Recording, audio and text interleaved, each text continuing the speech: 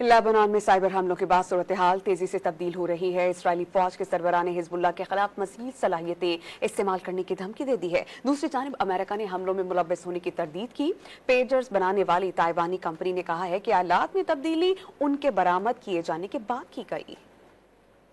लबनान पर पेजर और walkie talkie हमलों के बाद इस्राएली फौज के सरबराह ने हिजबुल्लाह को धमकी दी है कि उनके पास बहुत सी सलाहियतें हैं जो अभी उन्होंने इस्तेमाल नहीं की। वो मरहलेवार आगे बढ़ रहे हैं। हर मरहले पर हिजबुल्लाह को बड़ी कीमत अदा करनी होगी। आर्मी चीफ के बयान के बाद इसराइल ने 98वीं जंगी डिवीजन को गजा से लबनान के साथ शिमाली सरहद पर मुंतकिल कर दिया है। उधर हिजबुल्लाह ने गजा में हमास की हिदायत में इसराइल के खिलाफ अपनी कार्रवाइयाँ जारी रखने का ऐलान किया है। अमरीकी वजीर खारिजा एंथोनी ब्लिंकन ने लबनान में पेजर धमाकों में अमेरिका के मुलव्वस होने की तरदीद की है। काहिरा में प्रेस कॉन्फ्रेंस करते हुए उनका कहना था कि अमेरिका को इन वाकयात का इल्म था और न ही वो इसमें मुलव्वस है।